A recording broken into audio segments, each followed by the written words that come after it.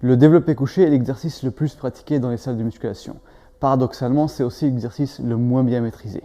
Il ne suffit pas de s'allonger sur le banc et de pousser, sinon c'est les épaules qui trinquent. Donc il y a quelques points techniques à respecter. Bonjour à tous et bienvenue sur Olympfit, c'est Alex et aujourd'hui nous allons voir la technique de base au développé couché. Donc c'est une vidéo que je refais pour l'améliorer, surtout au niveau du son qui n'était pas top dans l'ancienne version. Donc aujourd'hui nous allons voir comment se placer sur le banc, comment prendre la barre, donc avec quel écart, le placement des épaules et des coudes, et puis comment pousser suivant la bonne trajectoire. Donc nous allons commencer par voir comment se placer sur le banc, parce que le placement c'est l'étape la plus importante au développé couché. Si je suis mal placé, je ne peux pas exécuter le mouvement correctement. Je commence par me placer par rapport à la barre. Donc il faut que la barre soit directement au-dessus de mon visage, pour que je puisse la décrocher facilement.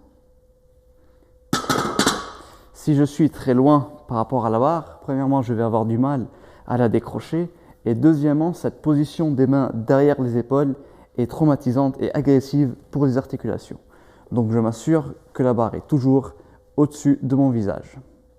Ensuite, il faut que j'ai 3 points de contact avec le banc. Donc la tête, le haut du dos et les fesses sont en contact avec le banc. La lordose lombaire reste naturelle, donc le bas du dos ne touche pas le banc et j'ai les pieds au sol et non pas sur le banc. Ensuite, il faut prendre la barre et donc il faut trouver l'écart de main qui vous convient. Cet écart de main dépend de votre morphologie et de votre objectif. Dans cette vidéo, je vous montre une astuce pour trouver l'écart qui vous permettra de travailler en amplitude complète au niveau de l'extension et de la flexion de l'épaule. Et donc, il va stimuler le plus de fibres musculaires possible. Avec la pratique et l'expérience, vous allez peut-être décider de travailler plus large pour diminuer l'amplitude du mouvement et pousser plus lourd. Donc c'est un choix qui vous appartient. Mais dans tous les cas, commencez d'abord par faire comme ce que je vais vous montrer.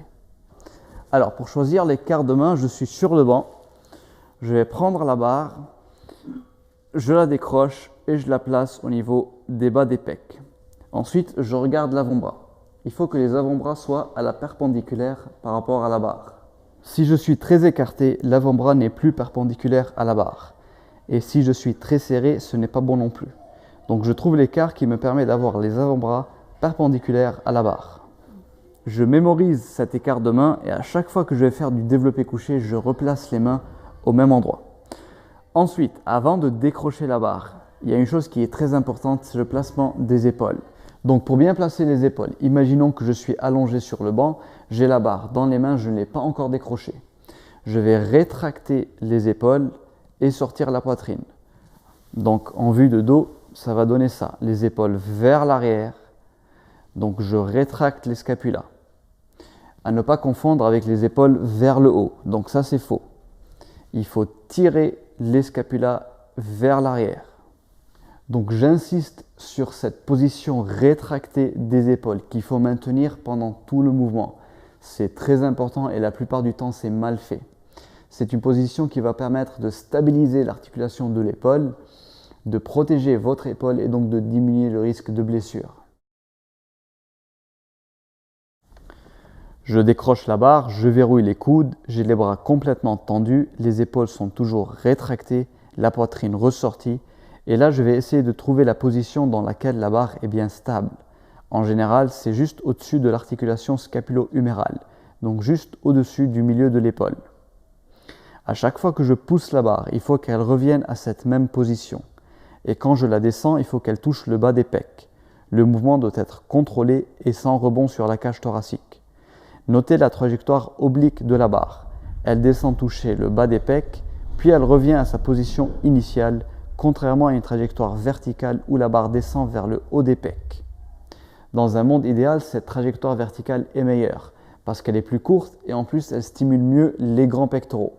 Par contre, je suis obligé, pour avoir ce trajet vertical, je suis obligé de descendre la barre au niveau du haut des pecs et donc je suis obligé d'écarter les coudes. Cette position de l'épaule est très vulnérable avec les coudes écartés. Donc pour protéger l'épaule, je suis obligé de pousser à l'oblique en descendant la barre au niveau des bas des pecs pour avoir le coude entre 45 et 65 degrés par rapport au buste. Dans cette position, l'épaule est beaucoup plus stable. Ensuite, je pousse pour ramener la barre au-dessus de l'articulation scapulo-humérale.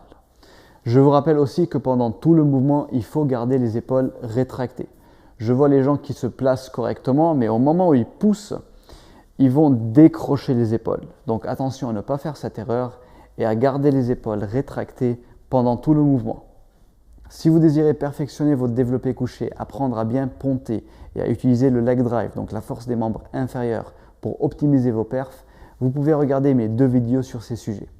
Sur ce, nous arrivons à la fin de cette vidéo. J'espère que vous avez aimé. Laissez-moi vos questions dans les commentaires et je vous dis à très bientôt dans une nouvelle vidéo.